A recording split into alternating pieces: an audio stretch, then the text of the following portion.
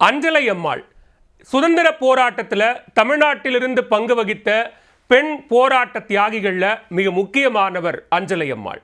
தமிழக வெற்றிக் கழகம் தங்களுடைய கொள்கை தலைவர்களாக 5 பேரை முன்மொழிந்தார்கள்.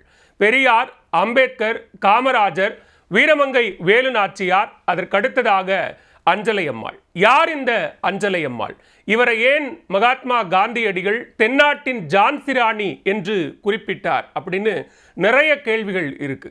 அஞ்சலை அம்மாளினுடைய பின்னணி, அவருடைய வாழ்க்கை வரலாறு, இப்படியும் ஒரு பெண் தன்னை சுதந்திர போராட்டத்தில் ஈடுபடுத்திக் கொள்வாரா அப்படின்னு புருவங்களை உயர்த்தக்கூடிய அளவிற்கான அவருடைய பின்னணியை சற்று நாம பார்க்கலாம். சுதந்திர போராட்டத்தில் எல்லாருக்கும் தெரிந்த பெயர்கள் ஜான்சி ராணி, வேலு நாச்சியார், சரோஜினி நாயுடு, லக்ஷ்மி செகல் அப்படின்னு சில பெயர்கள் தான் நினைவுக்கு வரும். ஆனால் கையில் ஒரு குழந்தையையும் வயிற்றில் ஒரு குழந்தையையும் சுமந்து கொண்டு விடுதலைக்காக போராடி சுதந்திர போராட்டத்தில் சிறையில் அடைக்கப்பட்ட வீர மங்கைகளில் ஒருவராக இருந்தவர் அஞ்சலை அம்மாள். 1890ஆம் ஆண்டு கடலூர்ல அம்மா கண்ணு முத்துமணி தம்பதிக்கு மகளாக பிறக்கிறார் அஞ்சலை அம்மாள். அப்பெல்லாம் திண்ணை பள்ளிக்கூடம் தான் இருந்தது. அந்த திண்ணை பள்ளிக்கூடத்தில் 5வது வரைக்கும் அஞ்சலை அம்மாள் படிக்கிறாங்க. அதற்கு பிறகு 1908ஆம் ஆண்டு 18வது வயசுல நெசவு தொழிலில் ஈடுபட்டிருந்த முருகப்பா அப்படிங்கிறவரை திருமணம் பண்ணிக்கிறாங்க. இயல்பிலேயே அஞ்சலை அம்மாளுக்கு ஒரு விடுதலை வேட்கை இருந்து கொண்டே இருக்கிறது.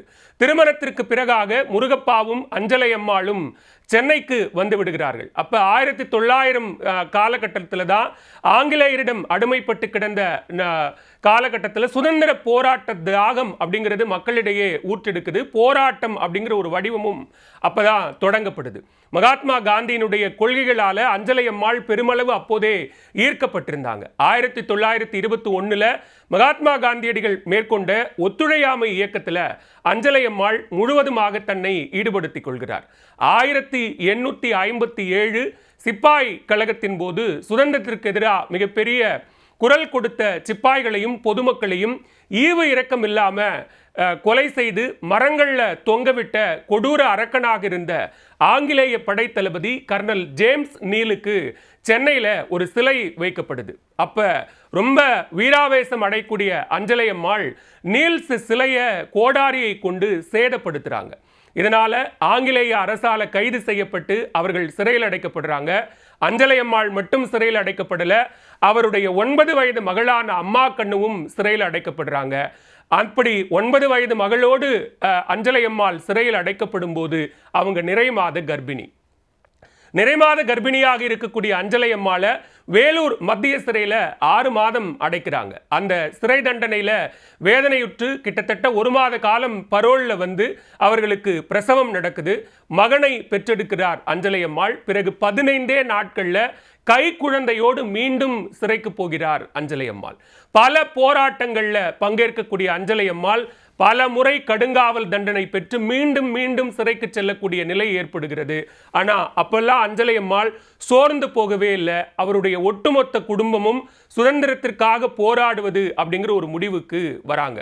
சிறை தண்டனையில் இருக்கும் போதே குழந்தையை பெற்றெடுத்ததுனால ஜெயில் வீரன் அப்படின்னு பொருள்படக்கூடிய வகையில் தன்னுடைய மகனுக்கு ஜெய வீரன் அப்படின்னு பெயர் சூட்டுறாங்க.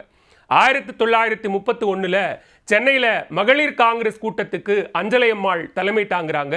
உப்பு சத்தியாகிரகத்தின் போது ஆங்கிலேயர்களால் கடுமையான தாக்குதலுக்கு அவங்க ஆளாகிறாங்க. மீண்டும் 1932 மது ஒழிப்பு கொள்கைக்கு ஆதரவாக கள்ளுக்கடை மறியல் நடைபெறுகிறது. அந்த மறியலிலும் ஈடுபட்டு சிறையில் அடைக்கப்படுகிறார் அஞ்சலை அம்மாள். அப்போ கிட்டத்தட்ட 9 மாதம் கடுங்காவல் சிறை தண்டனையை அனுபவிக்கிறாங்க. சிறையிலிருந்து வெளிவந்ததும் சட்ட மறுப்பு போராட்டத்தில் பங்கேற்று மீண்டும் 3 மாதம் சிறை தண்டனை. இப்படி ஒவ்வொரு போராட்டத்திலும் அஞ்சலை அம்மாள் அடுத்தடுத்து சிறை தண்டனையை அனுபவிக்கிறாங்க. ஆங்கிலேயர்கள் கடுமையான அடக்குமுறைகளை அஞ்சலை அம்மாள் மேலே கட்டவிழ்க்கிறாங்க. சிறையிலிருந்து வெளியே வந்தாலும் யாரையும் அவங்களை சந்திக்க கூடாது அப்படிங்கிற ஒரு கட்டுப்பாட்டை ஆங்கிலேய அரசு ஏற்படுத்துது. அப்போதான் 1934 காந்தியடிகள் சென்னைக்கு வராரு. அப்போ அவர் நிச்சயமா அஞ்சலை அம்மாளை சந்திக்கணும் அப்படின்னு முயற்சி பண்றாரு. ஆனால் ஆங்கிலேய அரசு விதித்திருந்த தடை காரணமாக காந்தியடிகளால் தீவிர சுதந்திர போராளியான அஞ்சலை அம்மாளை சந்திக்க முடியாமலேயே போயிடுது. அதற்காக அவர் ரொம்ப வருத்தப்படுறாரு. ஒரு நாள் காந்தி தங்கி இருக்கக்கூடிய ஒரு இடத்துக்கு ஒரு குதிரை வருது. அந்த குதிரையில பர்தா அணிந்து கொண்டு யாரோ ஒரு பெண் வராங்க. காந்தி யார் வருகிறார்கள் அப்படின்னு எதிர்பார்த்து காத்திருக்கும் போது அந்த பர்தாவை விலக்கி காந்தியடிகள் பார்க்கிறாரு. வந்திருந்தது அஞ்சலை அம்மாள். அஞ்சலை அம்மாள் குதிரையை விட்டு கீழே இறங்குறாரு. அப்ப காந்தியடிகள் சொல்லக்கூடியது என்ன அப்படின்னா, அஞ்சலை அம்மாளினுடைய அந்த வீரத்தையும் தீரத்தையும் பார்த்துவிட்டு தென்னாட்டு ஜான்சி ராணி அஞ்சலை அம்மாள் அப்படிங்கிற அந்த பட்டத்தையும் சூட்டி அவரை பாராட்டுறாங்க. தொடர்ச்சியா பலமுறை சிறைக்கு போனாலும் அஞ்சலை அம்மாள் அதற்காகலாம் வருத்தப்படலை. இந்தியா விடுதலை அடையும் நாள் வரைக்கும் தொடர்ந்து தன்னுடைய போராட்டத்தை, தன்னுடைய வாழ்க்கையே முழுவதுமாக சுதந்திர போராட்டத்துக்காக அர்ப்பணித்துக்கிறாங்க. 1937 46 அப்படின்னு சுதந்திரம் பெற்ற பிறகு 1952 அப்படின்னு சென்னை மாகாணத்தினுடைய சட்டப்பேரவை உறுப்பினரா கடலூர் தொகுதியிலிருந்து அஞ்சலை அம்மாள் தேர்ந்தெடுக்கப்படுறாங்க. தன்னுடைய பதவி காலத்தில் கடலூர்ல இருக்கக்கூடிய பல்வேறு பிரதான பிரச்சனைகளை தீர்க்கிறாங்க. மிக குறிப்பா குடிநீர் பிரச்சனை உள்ளிட்ட பிரச்சனைகளை தீர்க்கிறதுக்கு நிறைய திட்டங்களையும் அஞ்சலை அம்மாள் தீட்டுறாங்க.